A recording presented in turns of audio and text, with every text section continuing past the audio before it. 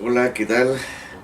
Bienvenidos a un nuevo episodio de El poder del pesimismo, cada vez más pesimista, sobre la llegada que tiene estos episodios, de cuánta gente realmente lo ve, si algún día lo van a ver, pero ya estoy en esto, me compré la cámara, así que por la inversión voy a seguir con el desafío.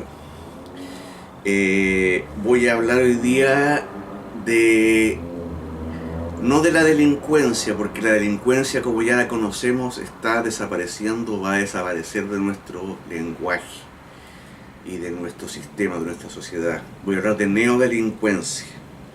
Neodelincuencia, por supuesto que la idea viene de neolengua, de el concepto del gran George Orwell, que decía que si el pensamiento corrompe el lenguaje también puede corromper el pensamiento. Es decir, nos cambian las palabras de un concepto y inmediatamente adquiere otro significado totalmente, el mismo concepto.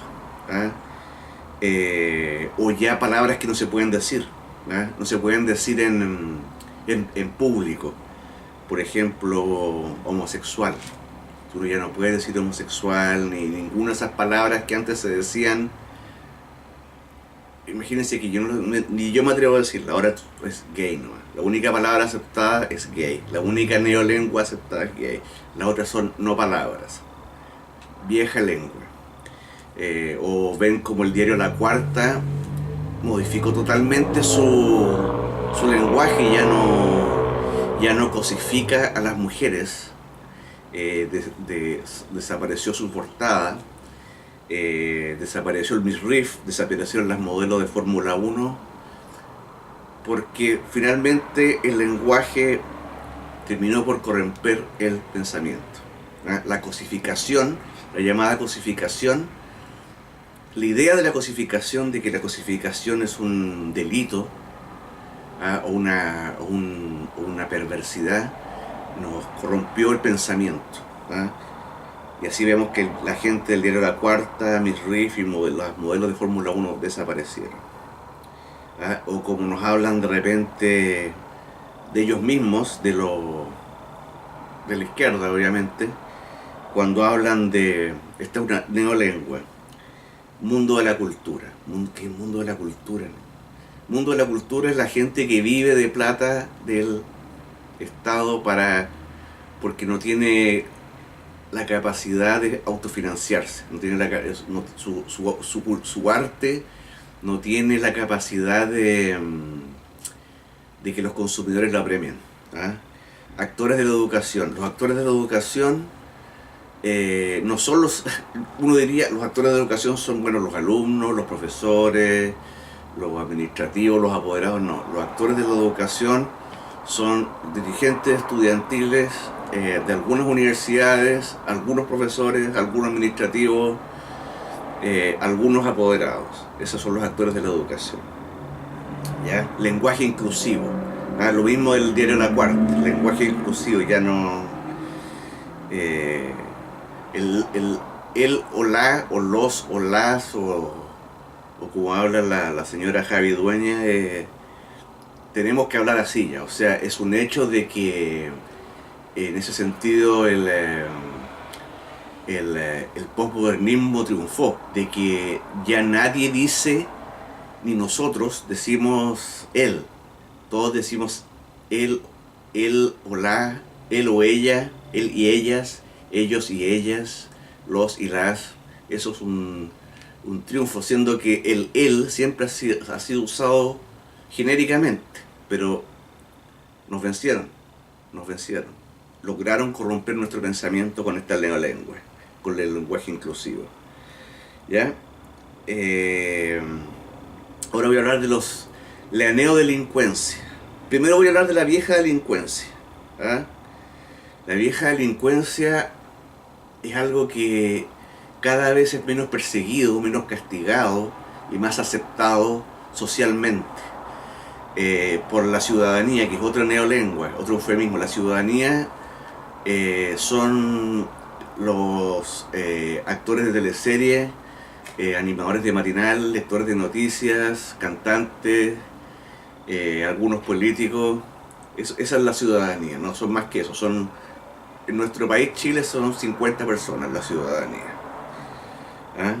Que para ellos la vieja delincuencia, que es delitos violentos, que atentan delitos de sangre o delitos que atentan a la propiedad privada o pública, ya no son delitos, sino que son algo que debe quedar en el pasado y que no es culpa de los delincuentes. ¿Ah? Aquí el actor Ignacio Achurra dice, noviembre del 2018, nadie nace delincuente, los humanos somos hijos de nuestras experiencias de vida. Nos condicionan los afectos, el entorno, la educación, los estímulos. 3 cabros muertos, por muy delincuentes que hayan sido, es un fracaso de la sociedad entera. Y a mí al menos me duele caleta. Para los extranjeros no chilenos que nos están mirando, extranjeros no chilenos, que me están mirando, caleta es mucho. ¿Eh?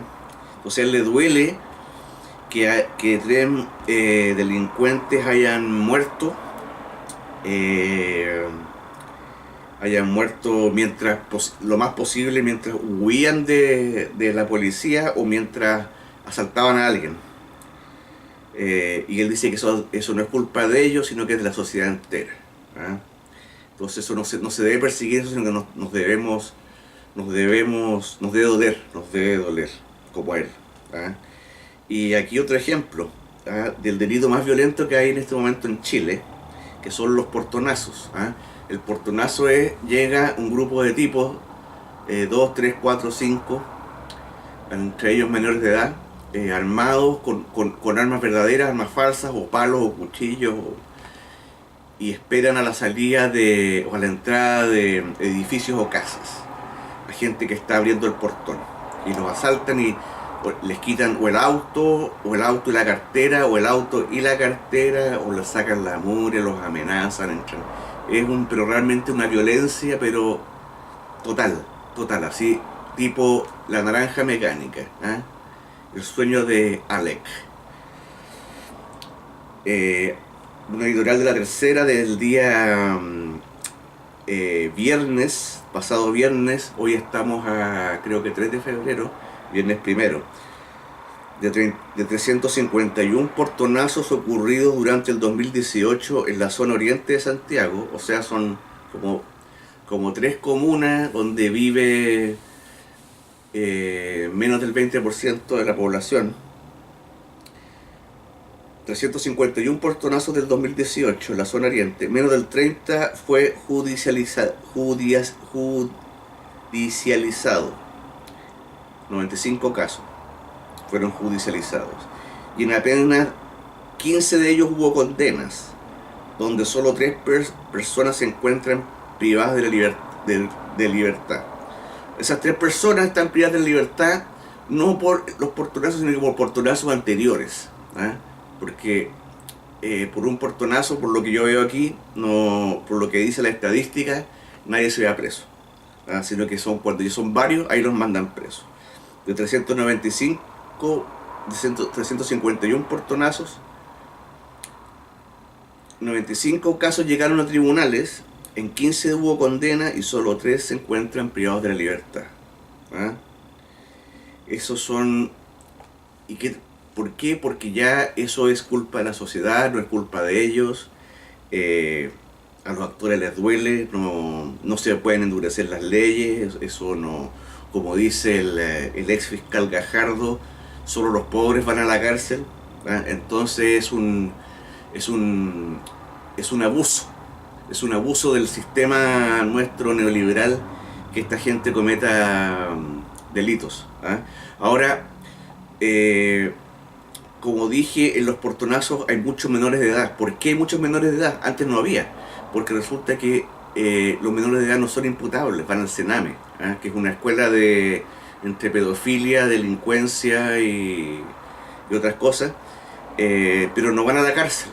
Entonces las bandas los reclutan, sabiendo que no irán a la cárcel. ¿Eh? Los soldados de los narcotraficantes los guardaespaldas, los que cuidan la droga son menores de edad porque no les va a pasar nada, absolutamente nada. ¿Ya?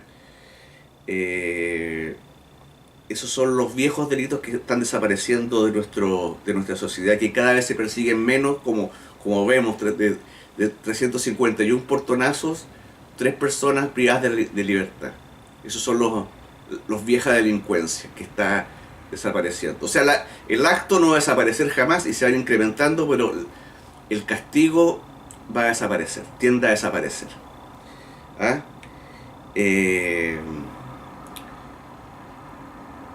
Por ejemplo, ¿cuál es la respuesta de Piñera ante todo, ante los portonazos, ante la violencia mapuche? Piñera anuncia reforma al Tribunal Constitucional el 2019 tras críticas de la Corte Suprema. O sea, el Tribunal Constitucional es el que nos protege a los ciudadanos contra el Estado, porque la Constitución es el único reglamento que tiene el Estado. La Constitución regula al Estado, no a los ciudadanos. Los ciudadanos usamos la Constitución para defendernos del Estado, y como no tenemos abogados, tenemos un Tribunal Constitucional que nos defiende del Estado. Pero a la Corte Suprema no le gusta eso, porque no le gusta la Constitución a la mayoría, y Piñera dice que va a anunciar reforma. No anuncia reforma ni ya lleva 4 años anteriores más este que va a ser el segundo año, 5 años y medio que no ha tocado la reforma procesal penal, no la ha tocado.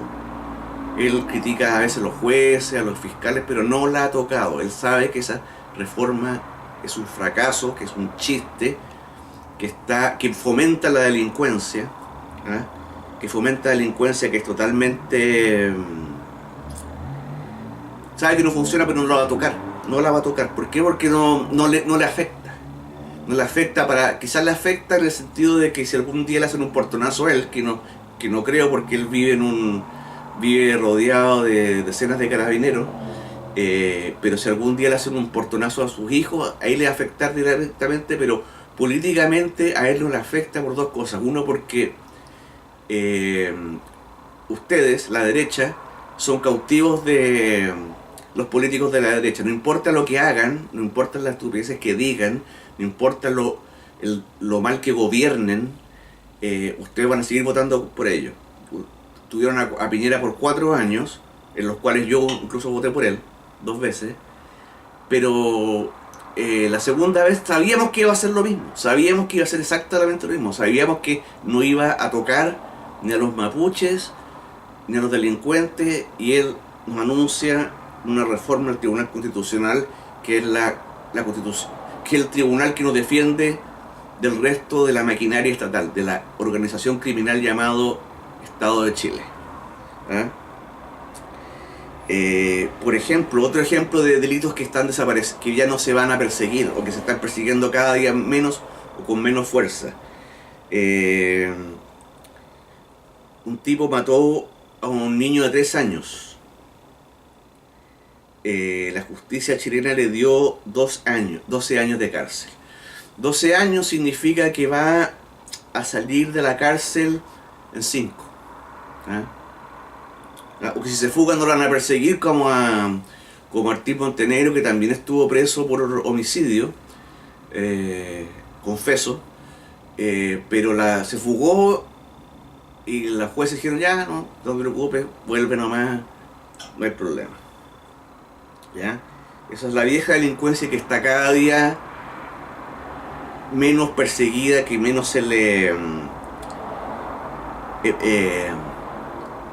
más protegida, por los políticos, por animadores de matinal, actores de teleseries, cantantes, lectores de noticias. ¿Ya? Ahora tenemos la nueva delincuencia. ¿Ya?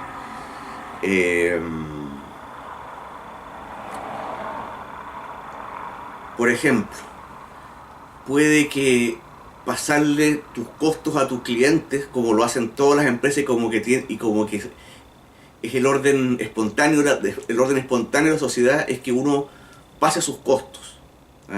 base sus costos, mientras pueda, base sus costos, o si no es una pérdida, ¿ya? Pero aquí nuestros políticos quieren anunciar un proyecto de ley para que las empresas eléctricas asuman costos de nuevos medidores de luz en lugar de los usuarios. O sea que los nuevos medidores de luz, en vez de pasar el costo a los usuarios en, qué sé yo, en 10 pesos mensuales por 5 años, ¿ah? O 20 pesos mensuales por 5 años, que ellos asuman la pérdida. Bueno, ellos van a asumir la pérdida, pero también la obligación de ellos, y lo que van a hacer los directores si se aplica la ley, es traspasar ¿cómo se llama? El gasto primero a los empleados, a los proveedores, y después, bueno, la pérdida, cómo nos afecta al resto de los individuos que nos está aquí, que supuestamente nos está protegiendo el Estado. La bolsa, el precio de las acciones va a bajar, vamos a perder plata. Los que cotizamos en AFP vamos a perder plata. Porque cuando una empresa pierde plata, o se sabe que va a perder plata, los inversionistas sacan plata de esa empresa. Y el precio se desploma, las acciones se desploman. Entonces alguien paga, al final pagamos nosotros igual. Un concepto de Ayn Rand muy famoso, que de hecho creo que es el mejor que tiene, o el único, sí, el más rescatable que tiene, que no por el efecto, no por ignorar la naturaleza no va a seguir funcionando o algo así. El orden espontáneo es así. Los políticos nos traspasan sus costos a nosotros todo el tiempo, en sus bonos de benzina,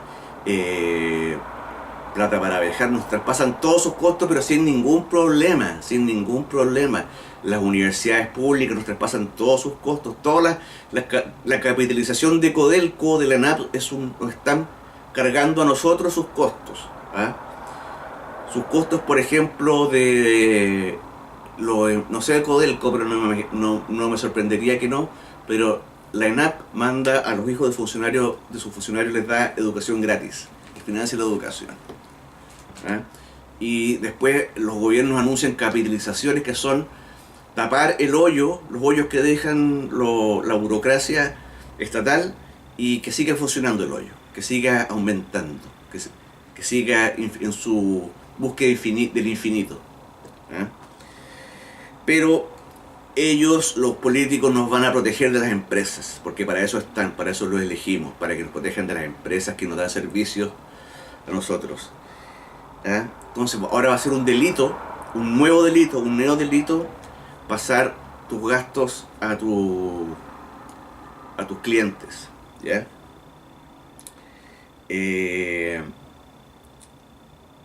Después tenemos la famosa colusión de los pollos. Resulta que el Tribunal de la Libre Competencia aplicó multas por $12 millones contra los supermercados en caso de colusión de pollos. Pero resulta que, bueno, en realidad los que se coludieron fueron los productores de pollo. Se coludieron entre comillas. Ahora, la colusión, ¿por qué es un delito? Será una falta ética, pero ¿por qué es un delito?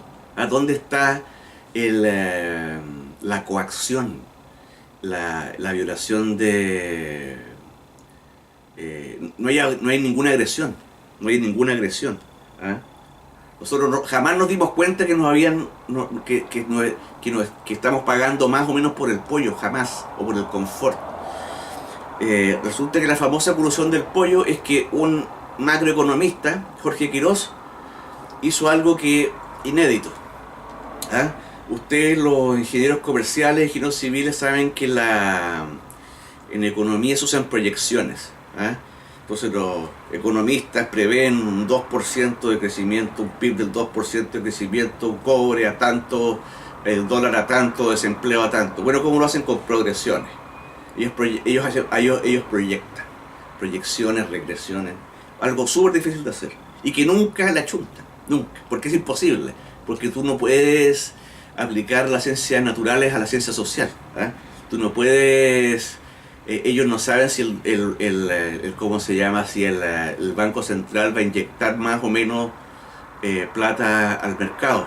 No saben si si el Ejecutivo va a pasar leyes arbitrarias contra los privados.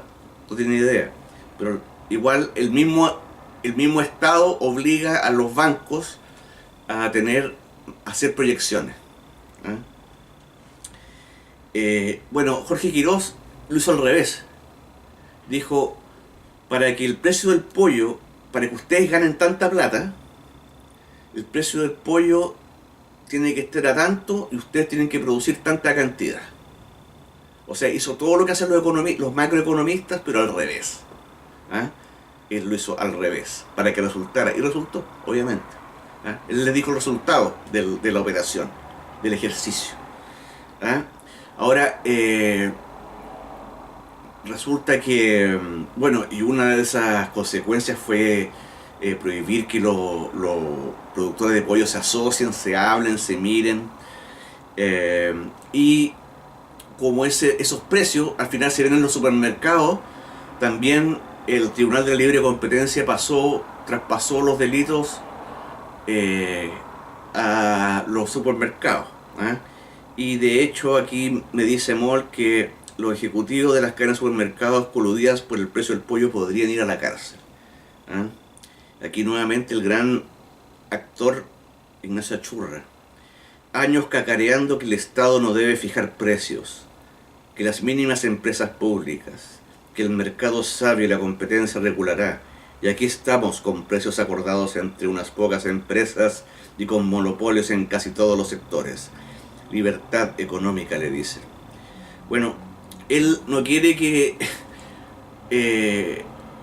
los privados fijen sus precios, pero quiere que el Estado los fije, que al final, o sea, no sé qué diferencia hay, que moralmente por lo menos, pero él quiere que el Estado los fije, y nos alega de cacarear de que el Estado no debe, nos alega contra los que cacareamos que el Estado fija precios. Bueno, el Estado fija precios de energía, combustible, educación, locomoción colectiva, por ejemplo. Esos son los ejemplos de éxito de precios fijos.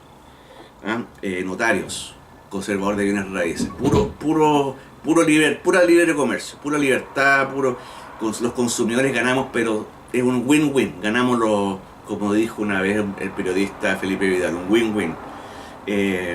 Ganamos nosotros y los grandes burócratas del Estado y los privados que viven de él. Ahora, ¿qué dice? Aquí yo encontré una frase de un gran polemista inglés, en realidad norteamericano, de ascendencia alemana, Henry Louis Mencken, que vivió en Baltimore a fines del siglo XIX y a principios del siglo XX. Que era muy irónico, muy gracioso, muy escéptico. Y impresionante que en esa época que él vivió, donde éramos bastante más libres de lo que somos, políticamente más libres de lo que somos ahora, había más libertad de asociación, por ejemplo. Dice Henry Louis Mencken: el tipo de hombre que quiere que el gobierno adopte y llegue a cumplir sus ideas es siempre el tipo de hombre cuyas ideas son estúpidas. Claro, porque todas las ideas que el Estado impone son por la fuerza. Son por la fuerza. Y claro, para ellos es más fácil castigar empresas, pero ¿qué pasa? Que las empresas nos traspasan las multas, no hacen otra cosa. No sé si ustedes se acuerdan, pero cuando se secuestraron a el gran Ricardo Palma Salamanca y sus amigos, secuestraron a Christian Edwards, y el comandante Ramiro y todos esos comandantes, el Galvarino Pablaza, secuestraron a Christian Edwards. Cuando el Mercurio pagó la rescate, el precio del diario subió. Eso va a ser ilegal. Tenemos la ley Machuca en Las Condes, en la comuna donde hay más portonazos, la guerra contra el plástico, donde se aplican 5 UTM por bolsa plástica a los supermercados. ¿Y por qué el Estado aplica, ¿cómo se llama?, persigue a las empresas? Porque es mucho más fácil, más rentable, más eficaz económicamente perseguir a las empresas que a nosotros los individuos, porque nosotros, el Estado no va a ir a cada casa de nosotros preguntando si tenemos bolsas plásticas o si traspasamos nuestros costos a nuestros clientes, o si aplicamos, o si un colegio se aplicó la ley Machuca. No, ellos van a las empresas, ellos apuntan a lo grande, porque así en las empresas las empresas están asociadas con nosotros. Hay una interacción de acciones humanas, como dijo Mises. Hay acciones humanas, que es lo que da causa a la sociedad. La sociedad se produce por acciones humanas entre nosotros, los supermercados sus proveedores. Esa es la sociedad. Entonces el Estado, en lugar de atacarnos a nosotros los individuos uno por uno, va a lo más grande, donde pueda meter las manos en una dirección que ellos conocen, donde saben que no se pueden defender en la plaza pública, digamos, y va para allá. Hay excepciones donde el Estado va a individuos, pero a dedo, así, lo escoge a dedo, donde los va y les aplica, pero los peores humillaciones, escarmientos, y les arruina la vida. Por ejemplo, dueño de fondo negó acceso de playa en Pichilemu. Bueno, Pichilemu, no sé qué fondo puede haber en Pichilemu, puede haber una parcela, una parcela de agrado, pero fondo, no sé qué tan rentable será tener un fondo en Pichilemu, al lado del mar. Puede que haya lechuga, en realidad algo debe haber.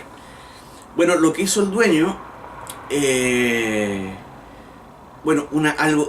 obviamente que le aplicaron una multa gigante, pero alguna vez, ¿cuándo se ha aplicado esa multa?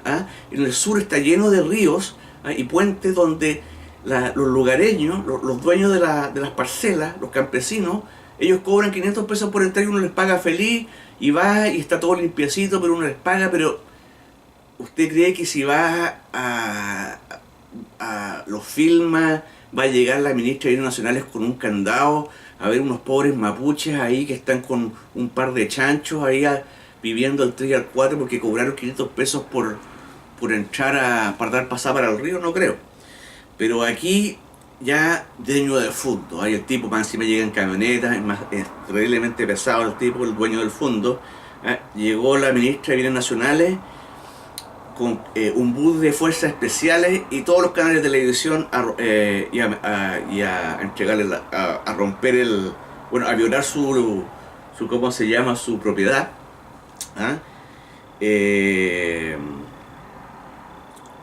A violar su propiedad, porque ¿qué pasa? Que aquí hay ¿por qué esa ley nunca se ha aplicado? Porque la ley, de hecho, de 1977 es terriblemente poco clara. Los lagos y ríos y el mar son bienes públicos, pero las playas son bienes públicos. Por otro lado, tenemos que pasar una ley que se va a cobrar multa a los que dejen basura en las playas. Una ley imposible de aplicar, imposible, a todos los que boten basura, imposible. Usted va a cualquier lugar público, pañales, chupete, excremento, bebidas, diarios, de todo. Jamás ni siquiera son capaces el Estado de Chile, el Ministerio de Agricultura, el Ministerio, o la Subsecretaría de Pesca es incapaz de monitorear a los pescadores deportivos, si tienen licencia o no tienen licencia. Nunca lo ha hecho, nunca.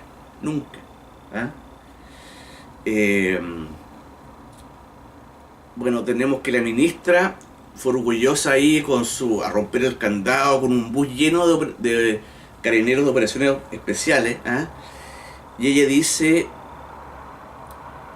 su excusa, no vamos a lograr la continuidad del gobierno si no seguimos en sintonía con la ciudadanía. La ciudadanía nuevamente son los animadores de matinal, cantantes, actores de teleseries, lectores de noticias. ¿Ah? A ese público ella apela, a esos 30 gatos. ¿Ah? Otra